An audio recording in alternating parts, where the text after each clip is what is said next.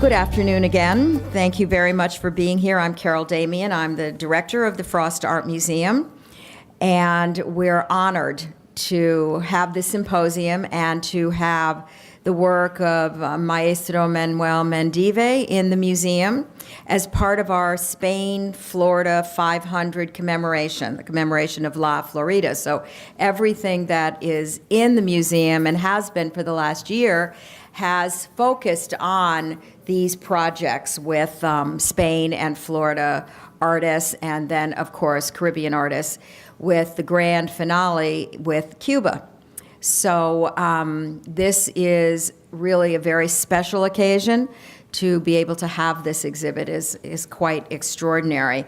Tonight, or this afternoon, what we're going to do is we're going to discuss the work of Mendive within the context of the exhibit and within the context of the scholarship of these three extraordinary professors that have joined us here today. So I would like to first, before I introduce them, I would like to introduce Dr. George Duani, who is the director of FIU's Cuban Research Institute. The Cuban Research Institute has been in supporting this project, and we have been collaborating on many of the programs for this year. So, George, do you want to come up? And then I will introduce the speakers.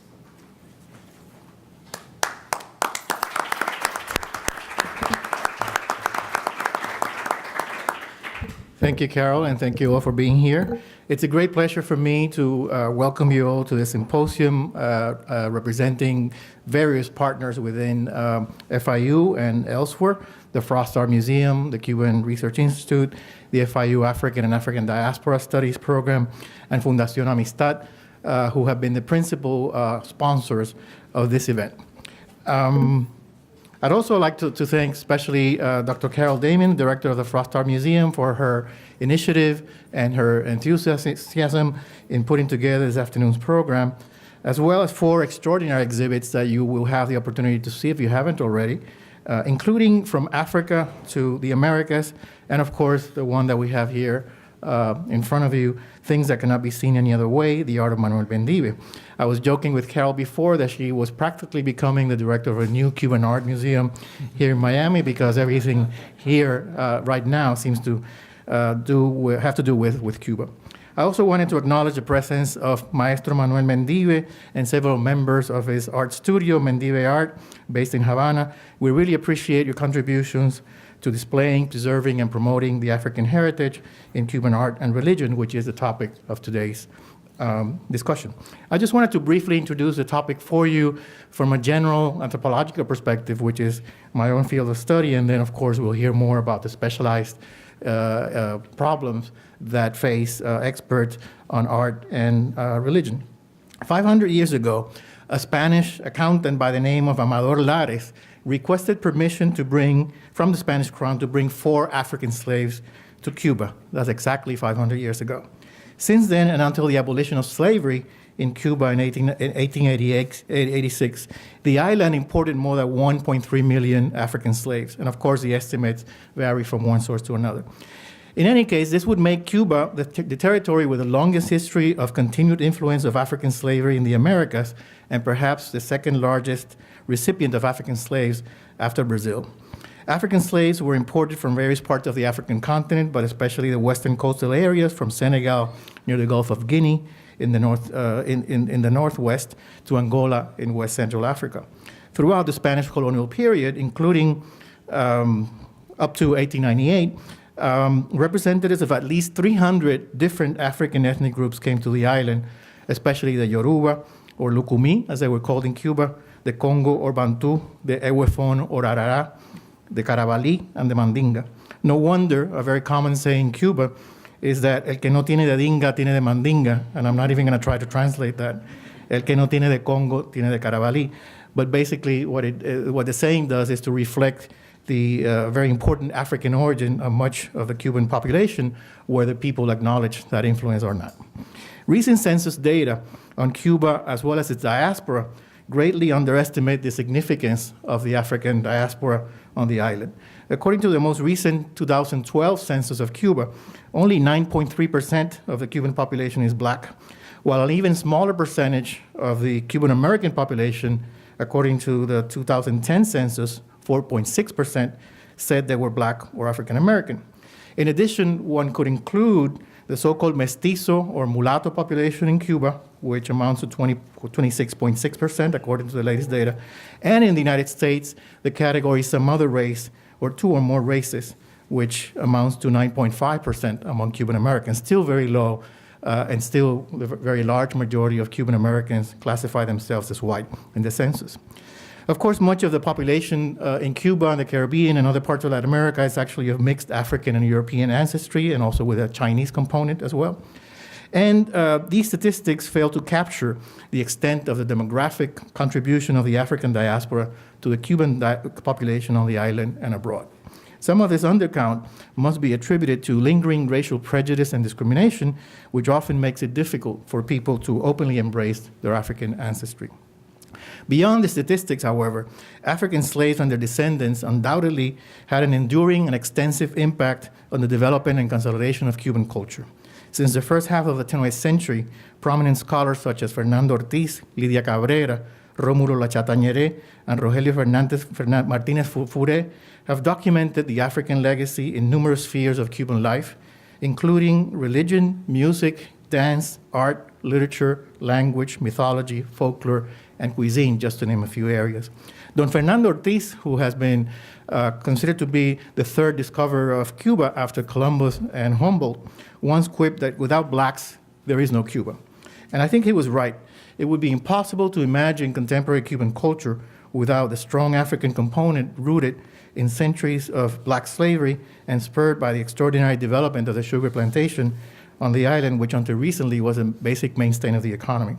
In the field of popular religion, for instance, the African influence is unmistakable in the origins of Regla de Ocha or Santeria, as well as in Palo Monte, the Abacuá secret society or Ñañiguismo, and other syncretic cults. And closer to home, and most people in the audience would recognize the very strong African component in most genres of popular Cuban music, from son, rumba, guaracha, mambo, cha-cha-cha, salsa, timba, and more recently, reggaeton. So we're here today to commemorate the rich and diverse cultural heritage of thousands of enslaved and free people of African origin who set root in Cuba during the past 5 centuries.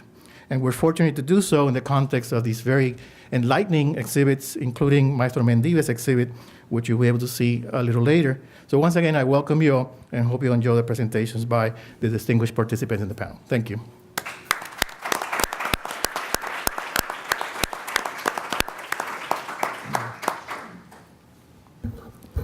It is my pleasure to introduce the panelists, and they will speak sort of in this order that I'm going to introduce them.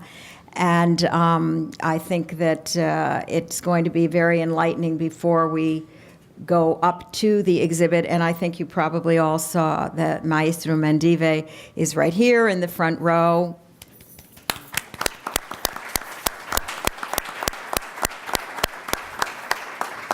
And we certainly welcome him.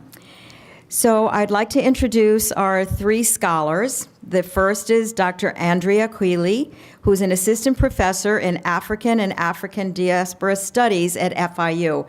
And they are also kind of the co-sponsors of this event as well. So we thank you and the department for assisting us with this.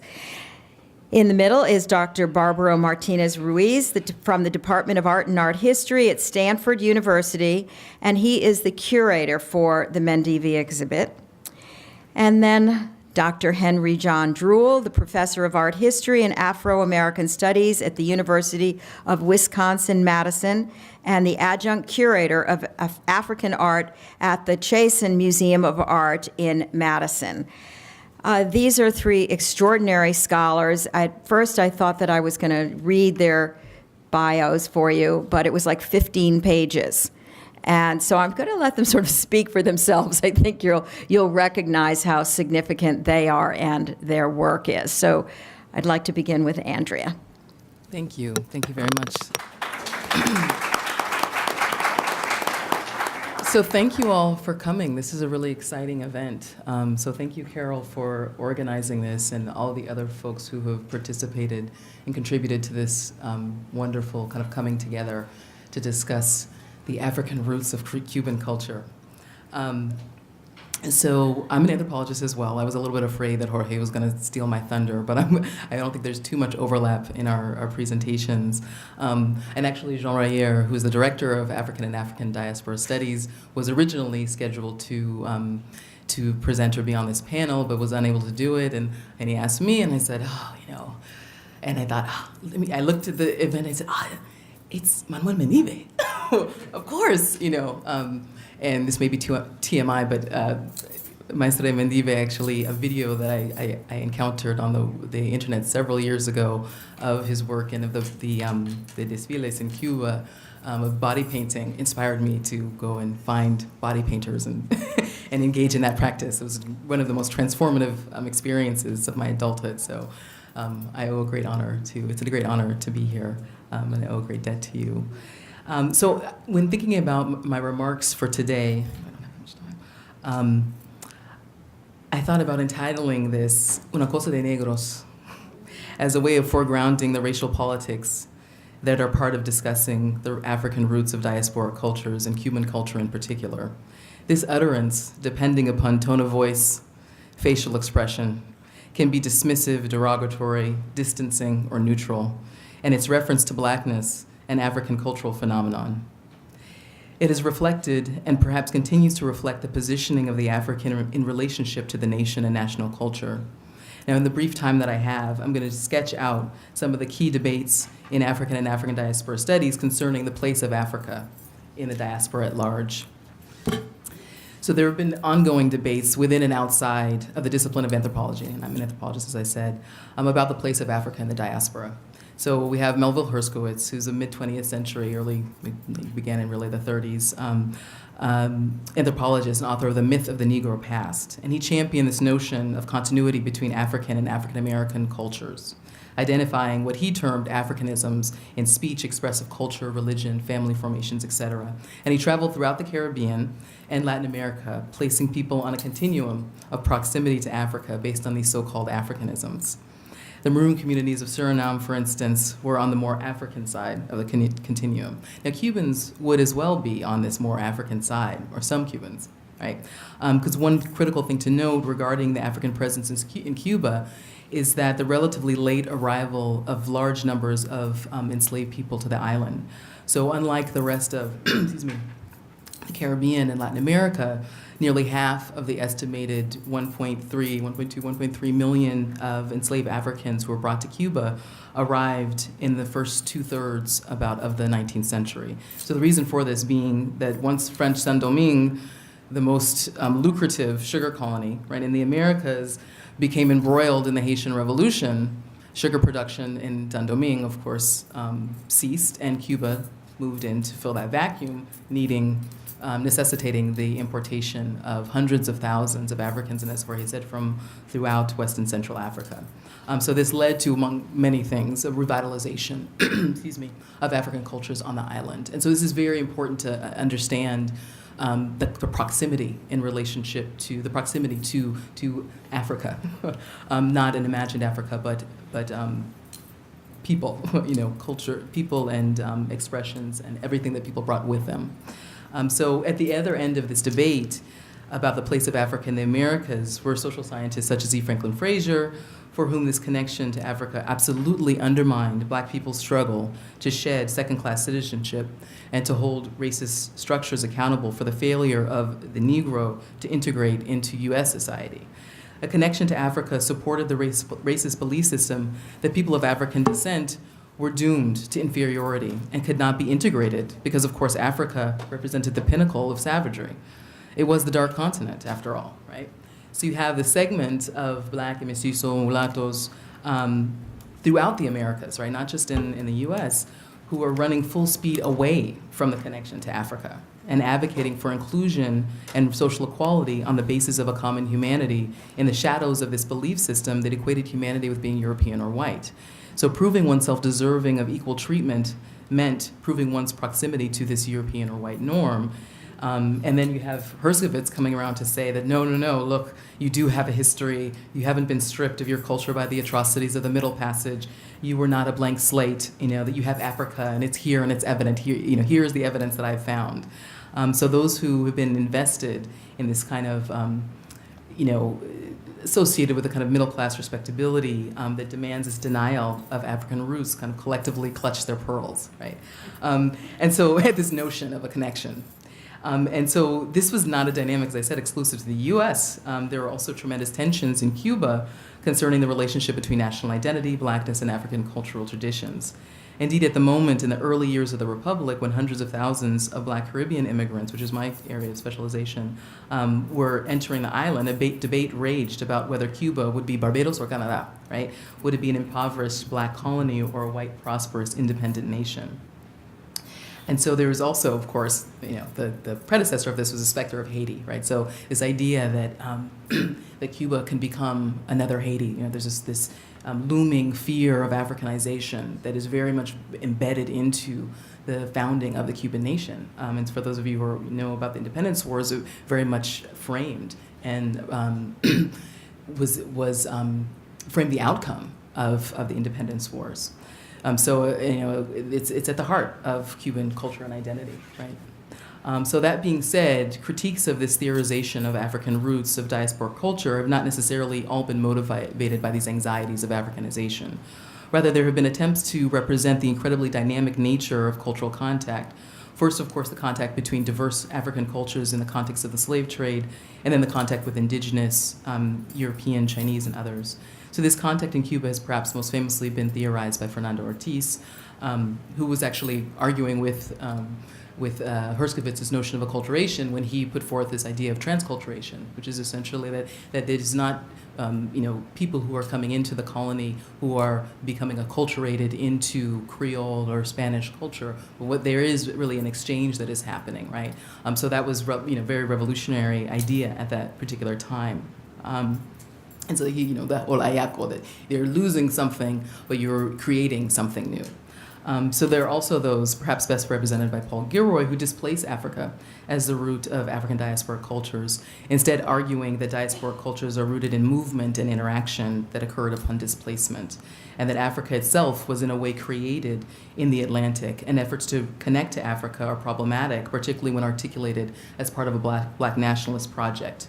And this claim is that those invested in a connection with Africa, like Herskovits, are looking for Africa in everything. And in the process, they're homogenizing the cultures of West and Central Africa and creating this mythic Africa, right? The connection to Africa is imagined and Africa is performed. And actually, I recently attended a panel at the biennial conference of the Association for the Worldwide Study of the African Diaspora. And one of the panelists, at a panel that I attended, one of the panelists presented a paper entitled Peru Negro, Rememorizing Afro-Peruvian Identity.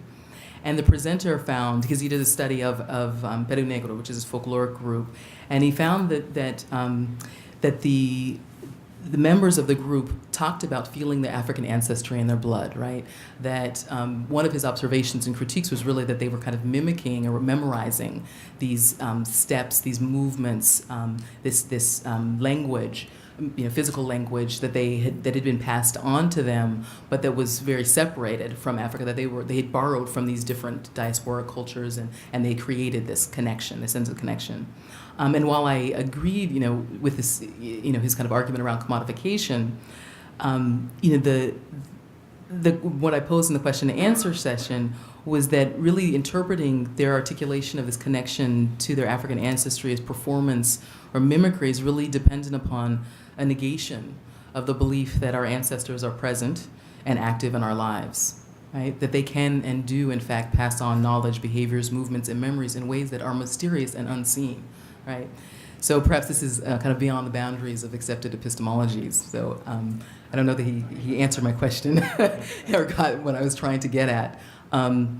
But so one of the, I'm wrapping up, so one of the invaluable contributions of scholars, such as those I'm sharing this panel with, and we also have Robert Ferris Thompson, who I know is one of your mentors, and TJ Desh Obi, who looks at capoeira and the Angolan roots of capoeira, Ivor Miller, so that this research establishes the specificities of this connection, right? And it kind of concretizes the mythic, examines where memory meets with contemporary principles and practice. And it's this research that really moves us closer towards an understanding of the relationship between Africa and the diaspora that is perhaps one day will be unencumbered by racial politics. So thank you. Good afternoon. Afternoon. Thank you, everyone, for coming today and giving an extraordinary support to the exhibition. Well, before I would like to dedicate the presentation today to a few people. I think they are vital for the project. The first one is Carol Damon, the director of the museum, Claudio Rodriguez, Elizabeth Gonzalez, Gabriela Portela, Miriam Machado, Michael Hughes, Debbie Taylor, Luis Tavares, Reagan Williams, Manuel Mendive, Carlos and Claudia Luna, Roberto Sabon Ruiz, Henry Drull, and Adrian Castro, Ana Maria Castro. One of the problems I think I encountered with putting together Mendive exhibition was the lack of specific reference to which African religion informed his work. And for one time, I wanted to be specific. That is maybe the nature of my work. And looking into his work and how many people being presenting his work and making this generalization about decade and separating his work for what he did in the 60s different from the 70s and the 80s and the 90s and 2000. And you can have a clear evolution on Mendive. I do like to start thinking about a colleague of mine. He used the term reverse anthropology. And he thinks in a way Picasso co-opted African art and African culture during the time of Cubism and re-energized modern art. It's accepted by everyone, and everyone agreed that was an important gesture early 20th century. But what he thinks is many of the Caribbean and Latin American artists have the right to co-opt modern art and Western art to tell the story of the African theme. And that this is pretty much what you have is a quintessential example of an artist who understood that right from the beginning, how he can co-opt Western, a specific visual language, and use to tell the story. Because Mendive's work is about to tell the story. He's a storyteller. And his work tried to build upon many years. There's many stories that had to do with having short encounter with the African tradition in Cuba, later to being initiated. Second, to navigate into the principle and moral guidelines of the religion. Pretty much his work reflects all the different changes you can see through his own personal experience, and also without any compromise in a way. At the time many people reject his work, he continued all the way to the present day. This is we are witness of someone continue to work in no matter what, all the critique. But I just wanted to give a little reference to the location in Africa. The Yoruba Lukumi tradition comes from Regla de Ocha. And this, for me, I don't want to go into that because a lot of problem with terminology and the way we refer to, and we don't want to agree. In the end, there is no consensus how we wanted to call each of the religion. But it's just one particular religion, one particular religious form that has an incredible moral philosophy that empower his work. And Yoruba came from, now you can find in West Africa in 3 major countries, Nigeria, Benin, and Togo. And they just give a sense location in Africa. And the reason why this African, I think, being referred from before, I don't want it to extend, but the slave trade is really what allowed to the African people, specific from Nigeria, to be transported through this new environment. But the number are important, and I think I just wanted to let you think about what was the layout of Africa and the different type of people in the 19th century in Cuba. And you can see in 1880, 1,099, 885 free non-white people used to live in Cuba. And when you get the percentage, it's also 57, pretty much between black and mulatto. It used to be more than half of the population of Cuba at the time. And you can pretty much make a projection to the present day and somehow contradict the new census about the Afro-Cubans. But being specific, this is what I try to do today. I just wanted to show two major players in the formation of Cuban culture. One is West Africa specific, from Nigeria and Cameroon, the Nigeria, Yoruba, Lijo, Igbo. Many of them continue to Cuba, and Central Africa and places like Democratic Republic of the Congo and Angola. You will have a particular culture like Congo, Vili, and Sundi. Just to give you a sense of how diverse is the panorama in Cuba. But religions, Yoruba religion in Cuba, Yoruba Lukumi, to be more, just to agree in one particular term, have an incredible philosophical propositions. And this is copied from Henry Drew publication, but I just wanted to give a sense of how the realms of religion is organized in this idea, a particular concept that operate in that's very handy for our historian and anthropologists, the cosmogram. And you have two realms that coexist at the same time, the realms of the living and where we are right now, and the living of the ancestor and the richer inhabit.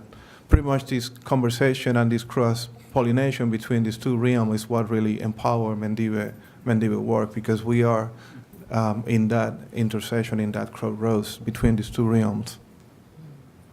And just to give a sense of how diverse is the spelling, and no one really agree how to spell Shango or Shun or Yemaya with J, with Y, and how sometimes could be chaotic for someone who is doing research into the subject. But one of the most important things, I think, in Yoruba art, and I'm afraid to talk in front of Henry because he's the master. But one of my students, I was explaining in the class about the most important elements of Yoruba art, and one of the things I was explaining was the relationship that the place of Ashe in the art making. And Yoruba in Nigeria believe what is art had to be embedded by this Ashe power, by this vital power, by that vitality, that key power that made things happen today and will make things happen tomorrow. Well, the question from my student is, Ashe, it is Ashe important for Mendive? I think it's something you want you to figure it out when you walk into the gallery. If Ashe is what defines an artistic experience, among other things, in the Yoruba tradition, how Mendive use it in his work? That was the question, and was a very tricky question to answer. And I think the exhibition tried to deal with those issues of how Ashe is used by Mendive work. And Ashe can be defined in many different ways: authority, ritual power, life force, speech. Could be also medicine, and but they have many applications and many translations. But vitality, I think, will be one of the most important and key concept in the way we define Ashe. That in Cuba also is translated as good luck. That is also moved away from what that Ashe really mean in Yoruba tradition. But Yoruba tradition believe in something that is very common for our historian in the Western art. They believe there is a tradition. They believe tradition is important, a historical model that had to be followed, that can be sometimes associated with the style. They think they all old, at ancient tradition, you had to refer as something in the past. I mean, it's not really far from what we think about art in the Western art. Also, there are tradition and style that can be passed from one generation to the next. And also, there are new tradition and style that can be created in relation to new circumstances. Pretty much the questions about continuity within the Caribbean and the diaspora pretty much are answered by Yoruba art to begin with. They believe in that flexibility. You can continue a tradition if you know exactly what are the coordinates in which that tradition operates. Pretty much this like Chinese art used to work before 1967. But the exhibition have a different section. I think my way to look into Mendive work was in the try to make a point about his evolutions or his work through 50 years. And it wasn't no longer about one single piece of work. It was about his legacy, why he's important, because you have many Cuban artists in the present who work with Afro-Cuban themes. But the reason they can do that is because Mendive did that before all of them, 30 years or 40 years before. And no one will give a credit to him for that. And I think it's something we had to set straight from the beginning, why his work is important. And the exhibition was organized in drawings that go back from 1952, when he won a prize in an art contest in Japan, all the way to depicting, this is a photo from the exhibition that took place in the camp in California, and all the way from family, his surroundings, family, friends, members, his environment. And you can see pretty much the evolution from 1953 to 1963, all the drawings he did during his training in San Alejandro Academy that show that he already been well-trained as an artist. But something happened around Mendive is the way he been refers to many of our historians in Cuba as someone is primitive, someone is a naive, that his work is connected to popular painting. In a way, we take this already training he already had from before, and we reduce his work to popular imaginations and popular painting and folklore in Cuba, and we take away the relationship with Yoruba art in Cuba. But this is an early work from Mendive from the 60s that pretty much outlined what will happen later throughout his career. This is the first one was made with his aunt, and with a sack, and is outlined and cut and sew into the surface, and you can see through the light coming through and outline the actual drawing. This is a first early. Mendive asking for a private relationship with the drawing, an exchange between the viewer and the piece of art. That's something you will see over and over in Mendive artwork. There is a long tradition of terracotta in Nigeria, in Yoruba tradition, that didn't have a similar type of organizations and reproduction in Cuba. What you can see on the left, this is a 200 BC terracotta from Nigeria, and in the right they are more like 1920s, and in the far right is like Cuba. You can pretty much go for classical terracotta in Nigeria, all the way to using porcelain china, that in somehow they are in conversation with this terracotta pottery tradition. And this is the two examples of terracotta produced by Mendive, who is somehow is making echo to classical Yoruba terracotta, while co-opting the morphology of a china porcelains. And it's a very clever way to negotiate these two prototype and form of production in a particular context in Cuba. But when we think about the iconography, and many of the questions came into the multiple breast that in somehow is associated with the archetype of womanhood, or archetype of woman. And you can have a clear reference from Mendive to Western art that is still pretty much present in this negotiation of co-opting of Western tradition. Mythological painting, this is the series that in somehow the people use to box and reduce Mendive to this primitive moment in his work. This is the quintessential example, the ambassador of a popular painting in Cuba. But one interesting thing happened here is the reference to 19th century post-impressionism that use chromoluminosity. It's the actual technique used by that particular moment in their history when you need a special relationship with the artwork, using line, dots, patch of color, and the only way you can visualize a visual form of art is by moving away from the artwork. Many of the people associated with the popular painting rather than think about the technique being used by Mendive early in his work. And this is the beginning of Mendive try to tell the story of Yoruba deities, the Yoruba archetype, but they are more like iconographic depictions. They are more like portraits of the archetype of Yoruba. You have Oya, Yemaya, Oshun, but they are a single portrait of each of a deity that never happened before in that particular matter in the history of Cuban art. And that's the first artwork produced by Mendive using what we call recycled material, a piece of wood, plywood he found in the street because he didn't have the money to afford canvas or paper at the time. And one of the important processes in Mendive at the time was to etch the surface of this material. But you can see Mendive thinking about how to depict a religious subject matter using a new type of iconography never been used before, using a new visual language that didn't have a legacy to use as a model or as a reference. This is an example of Ogun, a piece, early of Mendive piece, that show on the left the kind of conflict Mendive have at the time.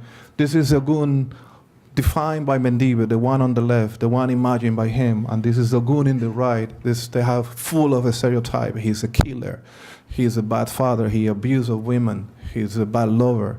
All of the negative association with Ogun, they are in the right. I came from this kind of popular imaginary. And this is the Ogun from Mendive, dignify. He's a solid figure with morally defined as a very strong character. That is very atypical of lecture being given by many of the practitioners in Cuba.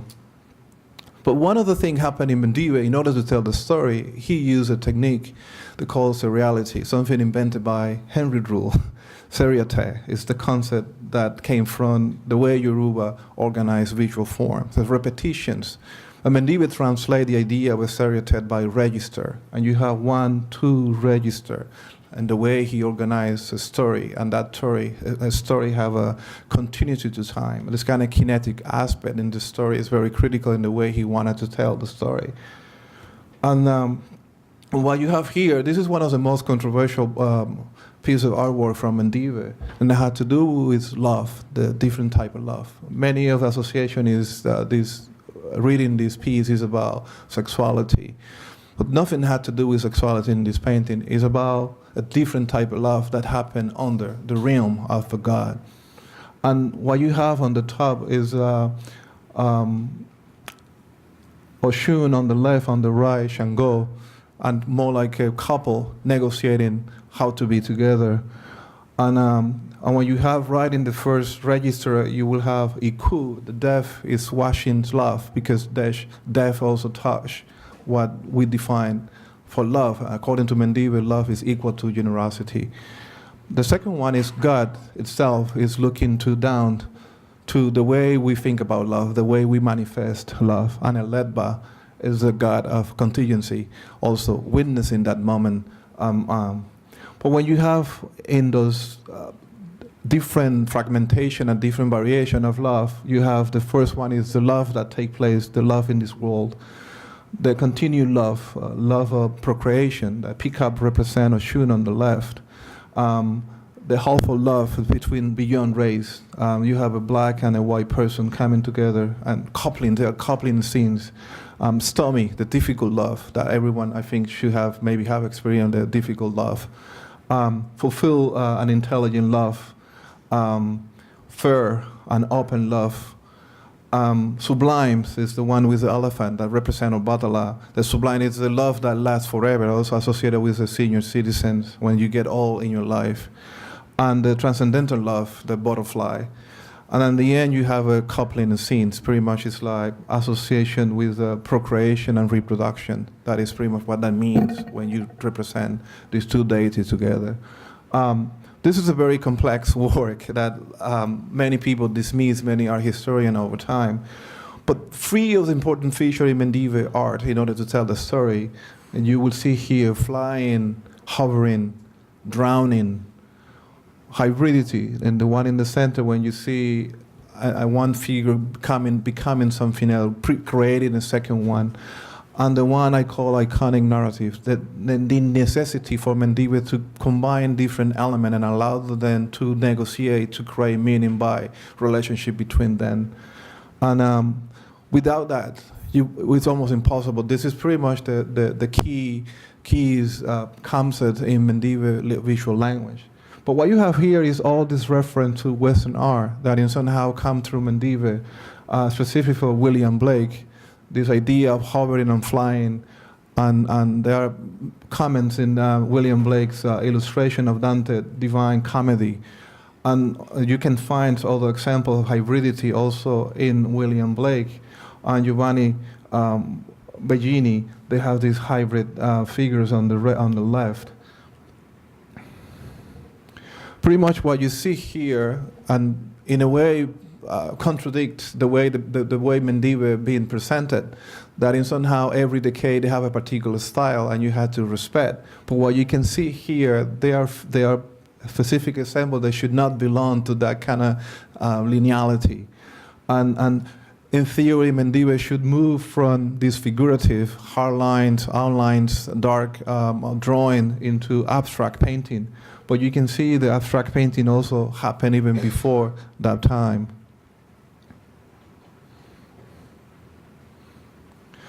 Well, Mendive, one of the things contradict this idea of evolution in Mendive work is the applique and this work on cloth.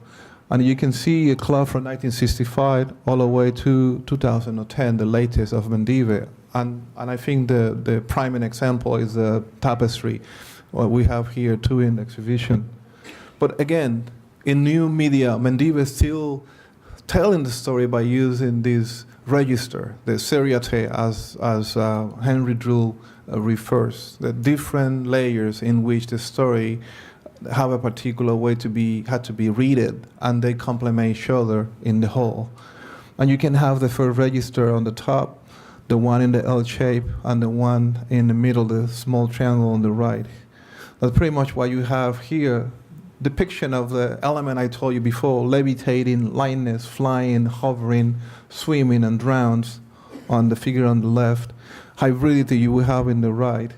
An iconic narrative, many elements coming together to interact. Pretty much the feature from the previous work is still in use in latest work and in different media. There is pretty much a consistency in the way he wanted to organize his visual form.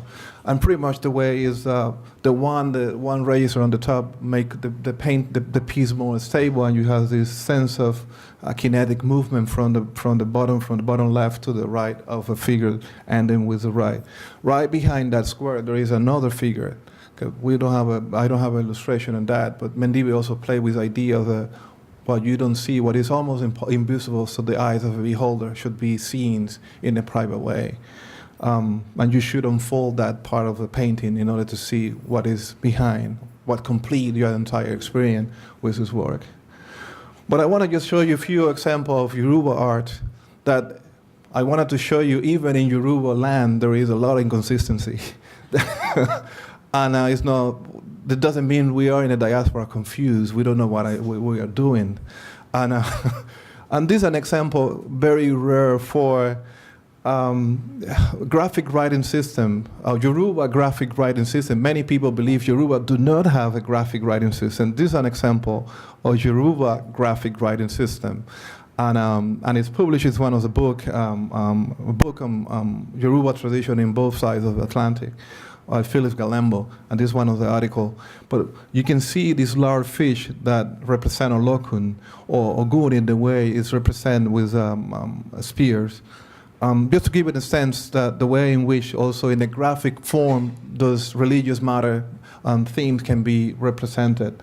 Or you have traditional fans, the Oshun, that represent her coolness, or Yemaya using fibers, or you have a metal on brass in Brazil, or you have the actual priestess of,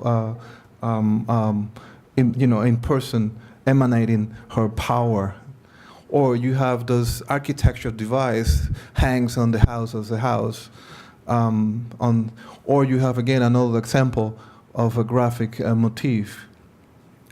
Or figures, three-dimensional object turn into what we call an altar. Example from Nigeria, an example from Cuba.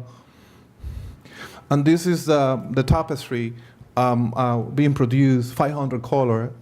Besides your clothes, the famous American artist Mendive is the only living artist that have a tapestry with 500 colors. That gives you the importance of the importance of that particular piece of art. Chocolo's tapestry costs $1.5 million. Just think about the importance of the piece of process. But while you have this idea of chromoluminism that demand a different relationship, require a new relationship with the art, that idea of intimacy and proximity through the art only can happen by understanding the piece as a whole. When you move away, when you are close, it's just threads. When you move away, it just became by magic, that figure. This is just an example of a digital. On the left is the actual photograph from Mendive. In the center is a digital file. And in the right is the actual tapestry. You can see the difference between the three. And this is the actual tapestry. I think you have right across outside the room, but just giving a sense, 500 color, 12 and 8, 12 along the horizontal and 8 meeting in the center, and have 6,800 ends. That meaning 1 centimeter, you will have 65 shot in 1 given centimeter. The thread that meet in 1 centimeter. The idea, this inconsistency or incredible diversity you will find in Yoruba art, you can see an example of Eshu from Nigeria, and in completely different way. It's very easy to tell how different they are in their morphology and the visual propositions. And you can see one from Togo, it's very close to the one you will find in Cuba in 1956. And you have another example of Osun that represent the souls of the person. But the reason I'm showing this particular visual tradition, Osun in Benin, and another way is represented by graphic writing systems, or Gun in Nigeria. The write in Cuba are very different, and Benin, they are very different representation of the same deities. They look completely different. Or Ochosi in Nigeria, Ochosi in Havana in the middle, and Bahia in the right. This is the view. I'm showing this because I wanted to end in this section here. And this is a view from the exhibition at the camp in Los Angeles. And that's one of the sculptures from Mendive, Vital Power from 2012. It's very, very new. And the idea of peace has to do with a large Osun. And many of the people who are in the religion understand what that means. Osun is the soul of the person. It's the essence of the person. And you find in a way it's represented by a tiny rooster, and is put on the top of the frame, the door frames in the house. And I just want to, in detail, I just want to make the reference to understand why. First of all, Mendive is taking from the frame and put it into the floor and make it in a very monumental way. That is a radical change. But he decided also in somehow had to be connected with three important Yoruba deity, Eledba, Ogun, Iochosi. Pretty much what you have is the three divisions, and in the piece, one is dedicated to each of the three deities that coming together in one single piece. This is another example. On the left, This, and I think it's my best example. What you have is the actual lining striking, and in according to Yoruba belief, that is Shango. Is the real thing. That is the real thing. You don't have to represent it. But we have a natural phenomenon that is almost impossible to capture and explain, and you have the actual photograph that depict that moment of the attribution in the way it displays the attribution, the moral attribution of Shango on the right with the double edge axe. But what we have here also in the Zen tradition, 3 different ways to represent Shango. We went from the actual natural phenomenon through the photograph, performing the essence of Shango in a physical environment with all the senses connected. And we have also Shango on the left from Nigeria, Cuba, 1890, and you have also Cuba from 1980s. Pretty much the 100 years between of them, but show you that how diverse the traditions. And there's another example, Shango in Benin. It's very different from the one I showed you before, that showed the incredible inconsistency in the way it does iconography, the way we wanted to see those iconography and representation of deities. And this is Shango proposed by Mendive. And it's pretty much take the most example, quintessential symbols of Shango in all the different previous representation and making it in a more iconographic, obvious way, produce a gigantic piece of axe. But when you think about bronzes in Nigeria, you have realism and naturalism. I know whenever we think about, because African people, they are primitive and they are not capable to do such a thing. But this is an example from the 13th, 14th century of what we call realistic representation, still within the artistic boundaries of Yoruba art. They can do it. This is another example, the plaquette warrior from also from Nigeria, from Benin, and also those heads. And these almost like hyper-realistic depictions of people typed in the Yoruba tradition and bronze casting. And, but that, I think, is the last one I wanted to show you, hybridity and dealing with other culture, how you negotiate the way in which other culture are informing your own visual vocabulary. And this is available, you have is a Portuguese represent in a religious object. That already in the mindset of historical Yoruba art. And this is Mendive, the way Mendive responding to that. And this is the way it was displayed at the camp in Los Angeles. But one of the most, this is pretty much the end, is this idea of soft sculpture. It's the one being called before. And those recycled material, they are not noble enough to be displayed in the museum. Mendive been doing that from day one. And there is a concept in Yoruba tradition called ale. And ale is something like it's not good. It's bad aesthetic.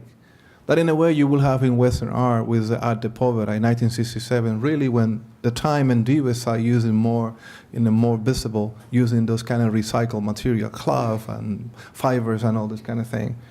That for Western art, we accepted through Art de Povera, but we didn't accept that when Mendive started doing that. That interesting.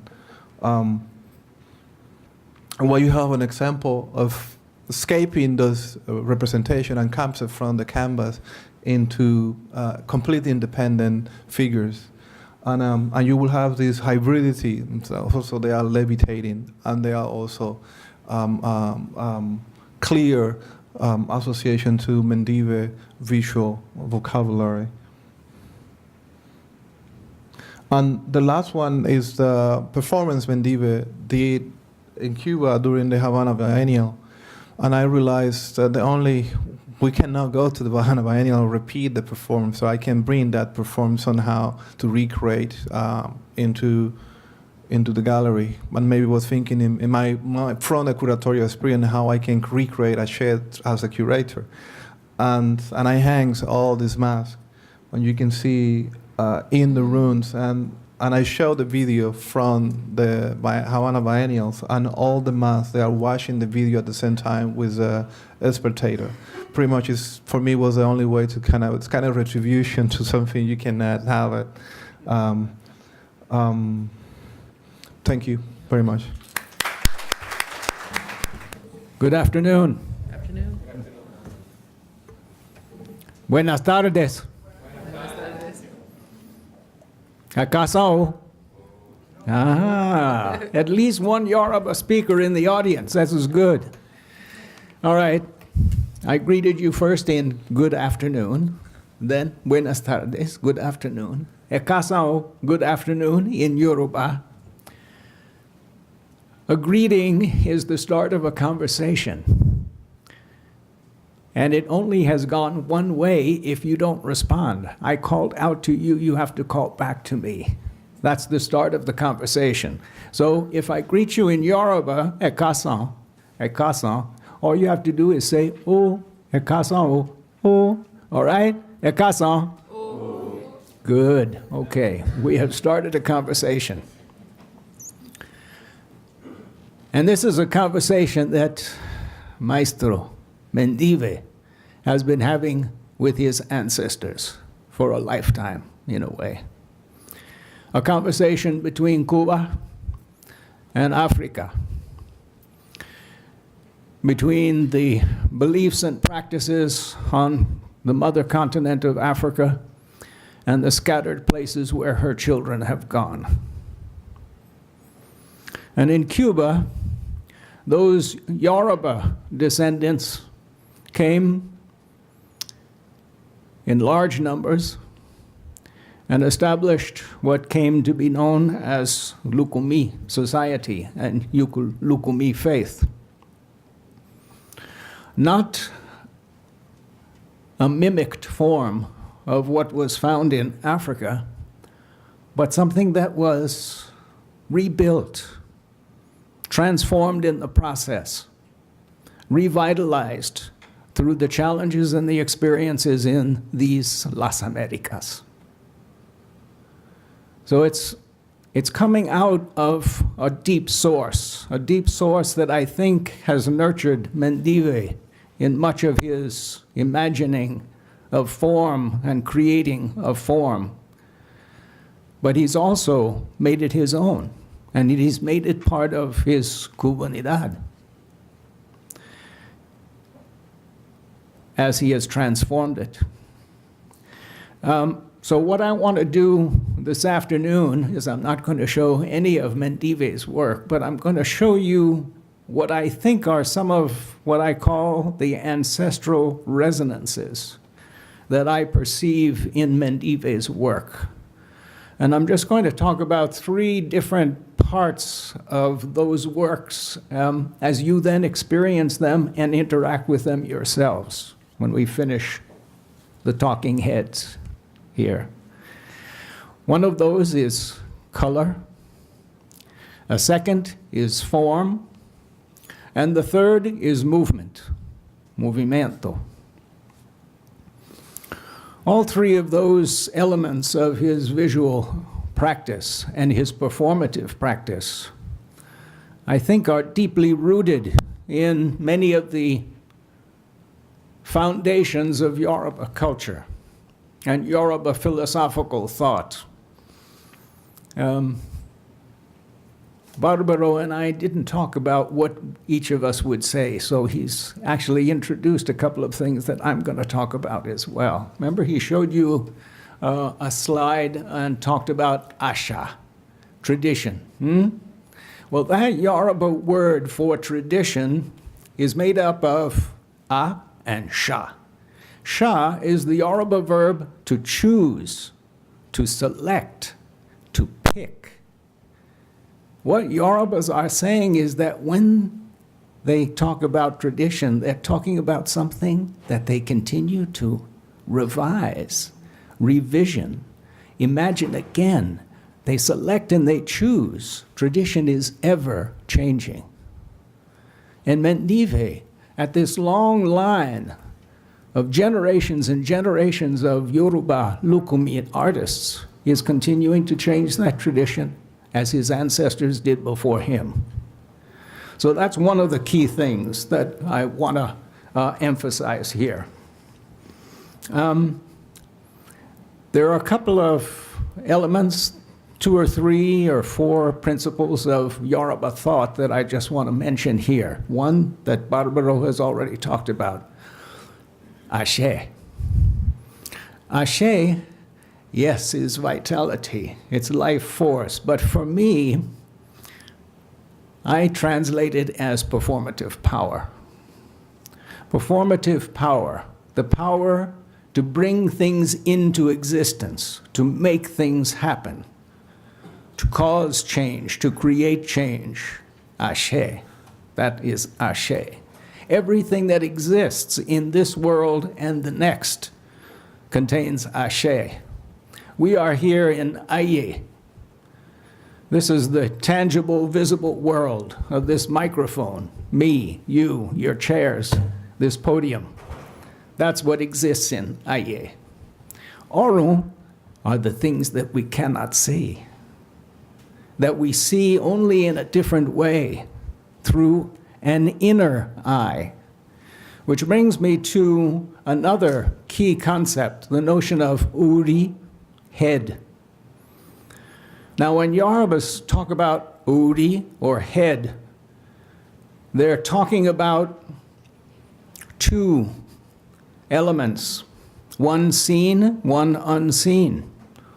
Odi Ode is the outer physical head that we relate to as we go through life in this world, in Aye. But what's most important is what we can't see. It's Ori Inu, the inside head, the spiritual essence, character of the person. What are their attributes? What is their sense of morality and ethics? Are they omoluabi? Are they good citizens in this world of society? And it's the inner head that's most important. And to me, it's artists that bring that inner head to physical manifestation, to visible form. One of the key attributes of a successful Yoruba artist is the concept of oju inu, which means literally inner eye. Inner eye is in sight. And I was thinking as I watched the performances and the body paintings of Mendive, when you activate movement and the flow of water, of Yema Ya and Oshun, you paint eyes on people's bodies, whether on the head or on the back. You're giving visible form to the inner eye, to the Oju Inu, the insight that artists bring to us. So watch for his eyes in his paintings and in his sculpture. And I think it's an expression of another aspect of his work and the work of other Cuban artists of many different backgrounds and trajectories. Mirarse por dentro, looking at oneself. And as you look interior to yourself, then that's what you should bring to the rest of the world outwardly. So, Ashe, Ori, head, but especially Ori Inu, inner head, and then colors.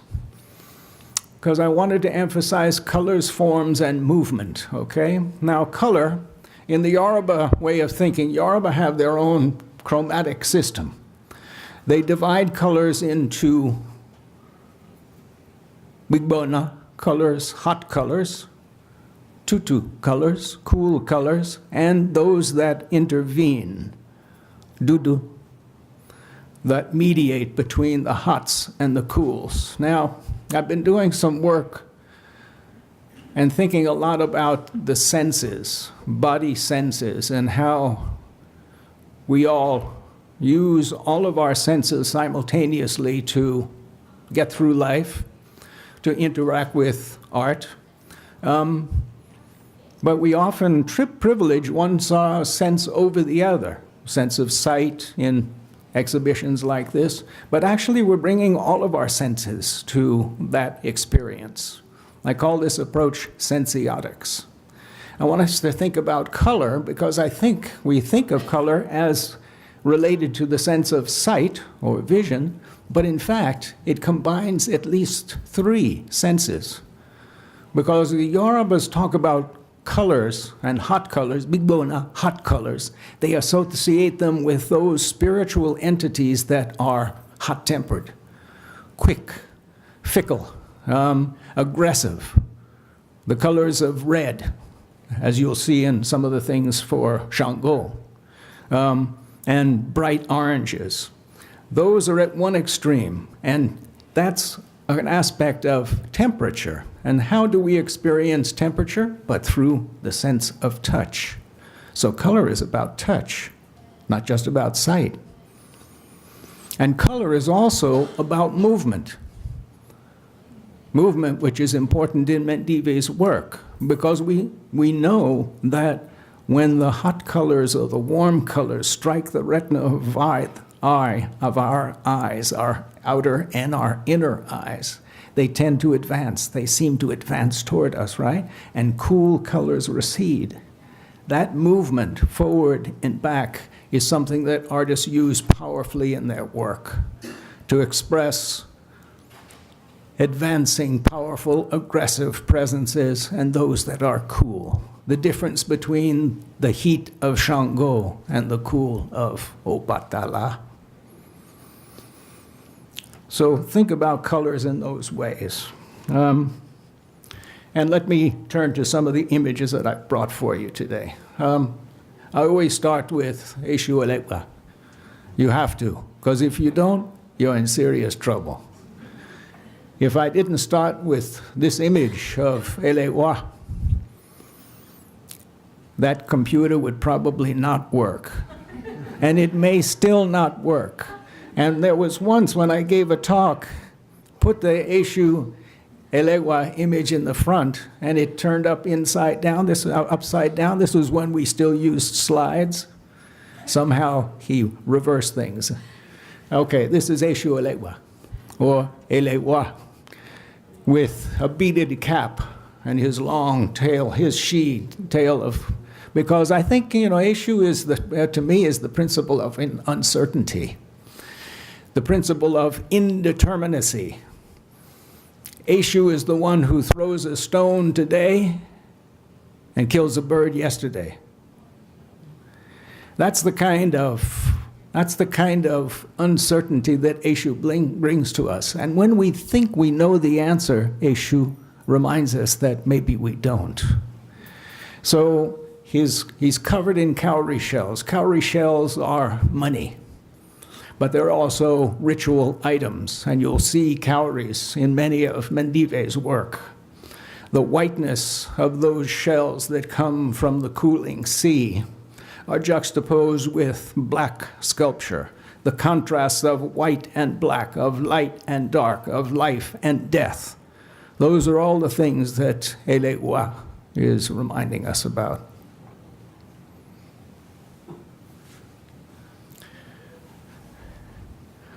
One of the most important ceremonies that happens at the initiation of Yoruba men and women is this one, where the head, in the final stages of initiation, the head is shaved.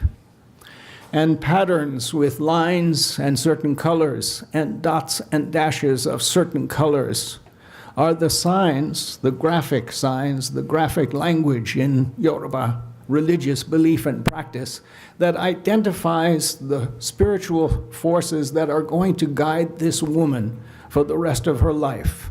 Because this initiation is a rebirth. She starts anew, because now she knows which Odisha, which divinities are the ones to guide her primary ones and her secondary or tertiary ones. She always has one principal one, but there can be a combination, because life is complicated. So those patterns are the patterns of the divinities that have been identified for her. And the painting is being done by the priestesses who are initiating this woman and others in her family. And dots and dashes filled the canvases and the sculptures of Mendive. Maybe from his own personal experiences, but it's a very deep way of expressing an otherworldly presence in this world. When masqueraders come out, very often the surfaces are covered in dots and dashes of different colors. And as Bob Thompson often talks about it from the people that he talked with, these are often also the signs of the leopard, but they are a sign of transformation. They are a sign that that individual now has made a compact, has made a contract between her life and her family's life and her ancestors and divinities who have been identified as her guardians. Another shot from that same ceremony in which the painting has now been completed on her, and her younger brother has just been given white on top for his whole head. And that whiteness of the head for that younger child is a reference to the Oshupa, to the moon. There are celestial depictions here. This is again talking about human relationship to cosmos in the largest sense. And those dots and dashes are like points of light. They have been described to me as stars in a firmament.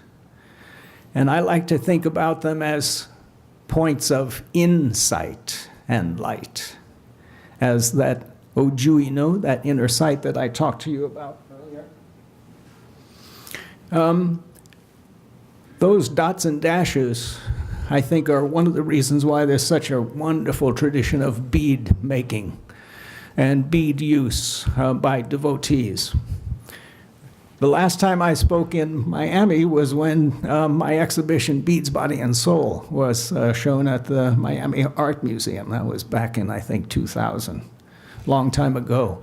And we showed beadworking traditions among the Yoruba, and my co-curator was John Mason, an Obatala priest and diviner from Brooklyn.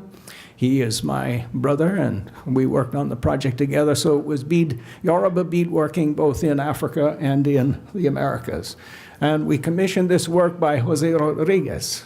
Jose Rodriguez, who is part Cuban, part Puerto Rican, and he makes ritual items, and he makes crowns for those who are going through their initiation to the Orisha. And this one is for Obatala. Obatala's color is white, whiteness. He's seen as elderly. His image is the elephant because the elephant moves like an aged person, unless angry. And so the whiteness is a reference to white hair. I see some on a number of people here, because age hopefully conveys and connotes wisdom. And as one Yoruba person told me, you don't get to be old if you're stupid. So I guess age is generally equated with wisdom. So this is a wonderful beaded crown by Jose Rodriguez with the symbol of Obatala, the elephant, surmounted by a bird. You're going to see lots of birds. Now, bird imagery in Yoruba society has many references, many resonances, but one of the key ones is that the birds are references to the mystical powers of women. Women possess certain knowledge and abilities that men do not possess. And they have that ability to transform. And so very often that transformed state is seen as a bird. And one of my first works that took me into the Yoruba universe was working on the Gelede masking tradition. Gelede masking is done specifically to honor the mystical powers of women. Very powerful situation, very powerful tradition. We come to Shanko, the other extreme, from whiteness to redness, blood, aggression, power. power, energy. This is a Shango priest from Western Yoruba land. He holds in his hand a beaded dance wand, or Oshe Shango, like the monumental dance wand painting that Mendive has in his exhibition. Well, there's a miniature handheld wand with that zigzag pattern that's often referred to as lightning, the very essence and presence of Shango. Notice he wears red and white because no matter how hot and aggressive and fickle Shango can be, he's also very concerned about justice. And so there is this wisdom side, this balance to his presence. And just as Jose did the beaded crown with a veil, he, in referencing Kabiesi, Shango, the former king of Oyo, he also wears a hat with a beaded veil to cover his eyes. Kings and queens and powerful individuals, but especially kings and queens, wear beaded crowns with veils because the ashe that they possess is superhuman. You cannot look in the eyes of a king or a queen directly without danger. So the veil covers those eyes and also the mouth, the source of spoken ashe. And on this side of the Atlantic, a new Shango devotee sitting in state in his throne. This is from the Beads, Body, and Soul catalog, a photograph by John Mason. And this initiate wears his crown filled with cowries and a beaded red veil that covers his face, body covered with money, with prestige, with power, and he holds a dance wand in his hand and has around his neck a Shango maso. One of the other things we did in the Beads, Body, and Soul exhibition was to create or recreate altars to certain Odisha to show how some of those beaded arts would come together. And who is this for? Oshun. How do you know it's for Oshun? Yeah, yellow and honey, huh? The knife of honey. Oshun, the beautiful one. So we have some fans that Barbaro had shown in his talk, and an altar covered. And actually this backdrop, as I looked at it, and a crown for her, one of her devotees, that backdrop with the elements coming out to the side makes me think of it as a dancer and a performance as well. It's a reminder of Mendive's work in performance. Now, movement. I wanted to bring you something that relates to, but not directly, but I wanted you to see at least a performing art, a performance art, a masquerading tradition among the Yoruba that perhaps has inspired Mendive in his commitment to performance, which brings together visual arts and song and dance and motion. Because the Yoruba, in their own sensorium, give special attention to motion. I consider it a special sense, and the Yoruba do too. The Yoruba have a saying. They say, "Ai duro ijoni," not standing still is dancing. So dancing or motion is very, very important. And religion is a danced form. You don't sit in a pew. You dance to receive spirit. And this masquerade that I'm about to show you is called Egungun. It's a masking tradition in honor of ancestors, the spirit of ancestors.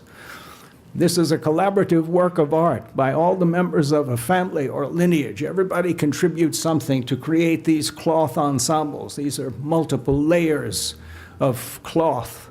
The oldest ones are the inner ones that you don't see, and on top are layered new, expensive, rich cloths from the world's marketplaces, because this is a manifestation and a visual sign of the presence, the prestige, and the stature of that family in that community. So every year during the annual festival, they work long hours and spend lots of money in preparing and renewing these masking ensembles, these Egungun ensembles. And as you'll see in this short dance sequence, much of the choreography are leaps and high kicks and also whirling, where these lappets or panels of cloth fly outward on the air. And as one Yoruba said to me, when we feel that breeze, it's a breeze of blessing.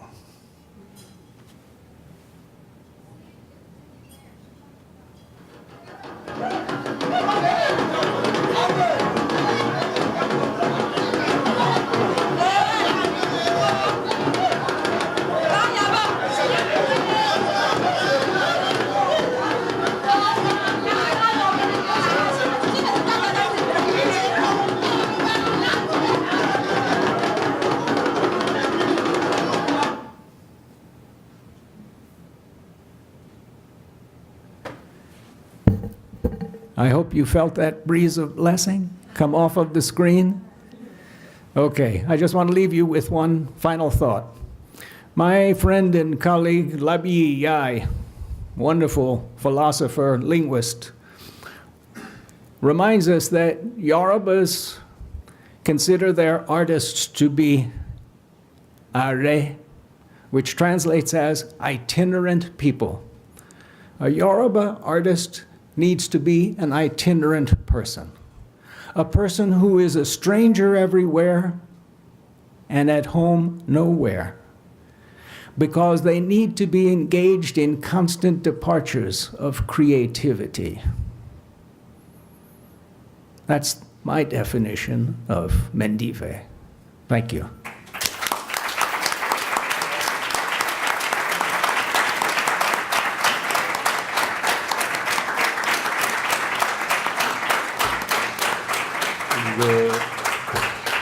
Good evening, everyone. I'm Claudio Rodriguez. I'm the curator here at the Frost. And Dr. Damien needs to step out for a few minutes, so we're going to take about 10, 15 minutes worth of questions, and then we'll move upstairs to the exhibition, and we can continue questions upstairs. So if there's any questions for our panelists, please. No questions? Please, Juan. En español. Okay. No, él entiende. Un poquito. Buenas tardes. Mi nombre es Juan Delgado.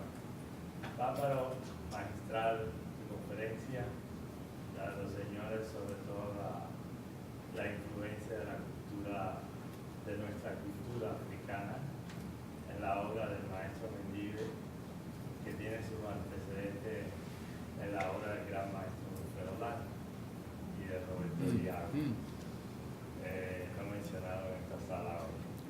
Y gran admirador de Mendive, y larga en vida pudo conocer a Mendive y decirle quiero un dibujo tuyo, Mendive. Y me alegra mucho y te felicito por esta gran exposición de Mendive que magistralmente, una lástima, en nuestro país todavía no se exhiba. Y lo que tuvimos la oportunidad de venir hasta aquí y disfrutar del arte, para mí, como diría Guillén, Mendive es un genio, tal vez es el único que tenemos. Y de sentirnos emocionados de ver esta si lo pudiéramos decir museográficamente, antología de Mendive, ¿no? Desde su inicio hasta el día de hoy, creo que seguirá creando hasta el infinito, porque es un gran maestro. Pero cuando llego al Frost Museo me siento un poco como frustrado, en el sentido de no ver la majestuosidad de Mendive en todo su esplendor, como tú lo exhibiste en el Museo de Arte Africano de Los Ángeles. Me pregunto, yo creo que en el futuro, no el Frost, el Pérez Museo Art, el MoMA, que ya pertenece a Mendive por ser el grande, podríamos ver esa gran obra de Mendive. Y también la obra de Mendive, la influencia no solo de Mendive, que viene de la nueva generación, que a veces no se dice, que también Mendive influye en el arte cubano, no solo por su ideología, por su cultura, sino por su forma, por todos sus movimientos dentro de la pintura, como Mendive como muchos críticos lo llamaron como bien prestanismo, realista mágico, ¿entiendes? De la cultura cubana. Y como la influencia de muchos artistas como Belia, como La Saba, como Diablo, como muchos artistas de la pintura hasta los jóvenes de hoy en día, siempre han visto en Mendive el gran artista, el gran pintor, ¿no? Y no solo en la pintura, sino también en performance. Sí, Que creo que se habló poco. escultura. Mendive es el promotor del performance en Cuba. Fue creo que el primero que hizo performance en Cuba. Y así lo debe decir la historia algún día. En esa gran bienal del año 86, donde ganó el gran premio en la Bienal de La Habana, por su performance La Vida. Y ahí viajó el mundo, en el Cierre, en Londres, en París, en Tokio, en el Kennedy Center de Washington. Y yo creo que, Bárbaro, tú que ahora te toca a ti es hacer un simposio internacional sobre la vida y obra de Manuel Mendive, que le toca hacer. Gracias, Bárbaro.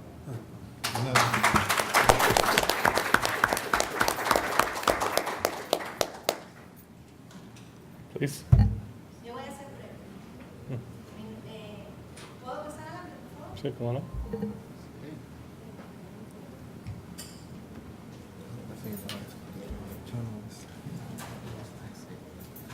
Buenas tardes. Mi nombre es Taimí Alfaro y soy de la Asociación Cultural Yoruba de Miami.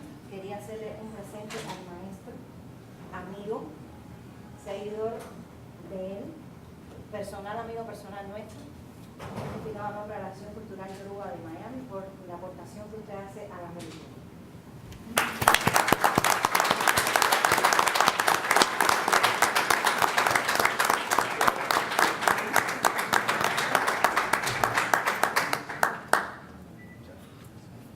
Muchas gracias. ¿Tiene una pregunta? Te preguntaron, también reconocer, voy a hablar en español también para que me entiendan.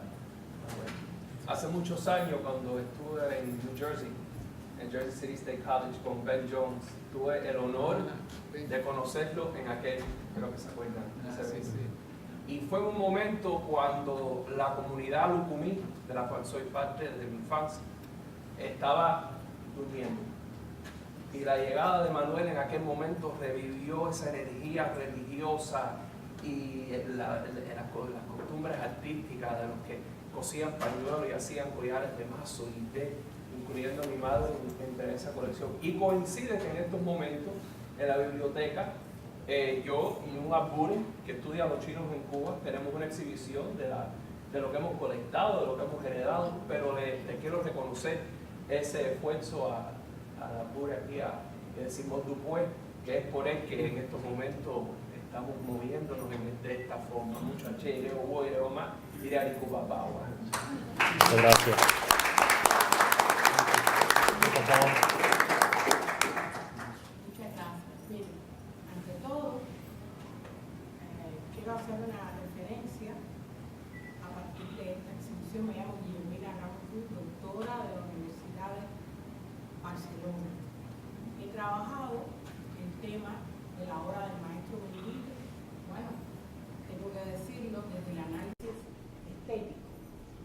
La propuesta que hace Juan Delgado ha sido, y es una de las motivaciones que nos mueve a decir, ha sido una maravillosa exposición enfocando el análisis desde el punto de vista antropológico, histórico, o sea, abordando la raíz y el análisis de la cultura yoruba presente en el cosmos, en la cosmogonía cubana, y cómo el maestro Manuel Mendive, desde la década del 60, apropió ese lenguaje para elevarlo a nivel artístico.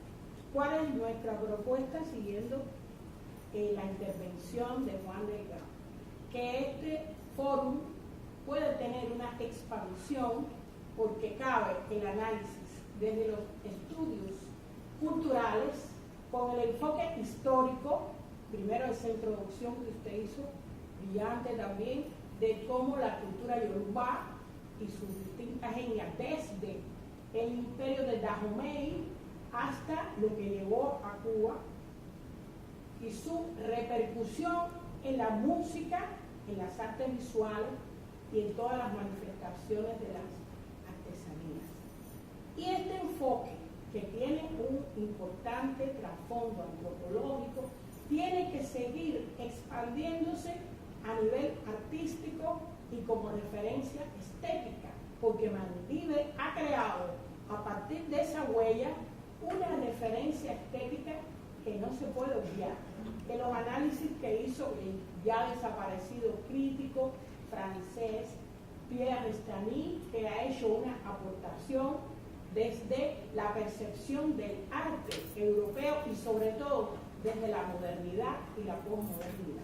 O sea que esta presentación es muy importante y puede expandirse en otro contexto a un evento en el cual se analice, por supuesto, la presencia yoruba y toda la repercusión en el arte del maestro Mendive. Pero tiene que haber también un análisis artístico y una presencia estética.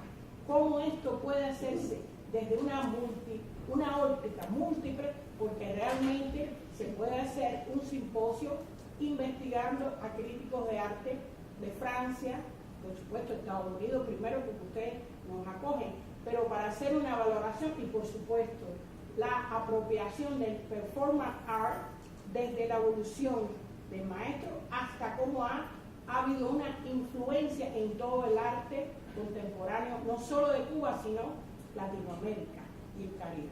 Por eso creo que esto es un punto de inicio, un punto de ignición en el cual, claro, no todos hemos abordado este tema a partir de la lengua inglesa, no hemos podido hacer el trabajo en inglés, pero esto es un buen contexto en el cual la estética de Mendive, la influencia de su performance art y la evolución desde el punto de vista artístico y estético tiene que destacarse ya a nivel de la plástica internacional. Espero que acojan esto. Esta presentación ha sido maravillosa, los tres ponentes, pero nosotros tenemos siempre que referirnos a nivel estético, cómo ha repercutido la obra de Mendive en el contexto de la plástica internacional, porque el año próximo ya el maestro cumplirá 50 años de vida artística. Desde su primera posición personal en La Habana, en 1963-64, en la Galería de la Plaza de la Catedral, hasta el presente. Y eso debe reconocerse. 50 años de vida artística de la obra de Manuel Mendive expandiéndose en Cuba y a nivel internacional. Muchas gracias.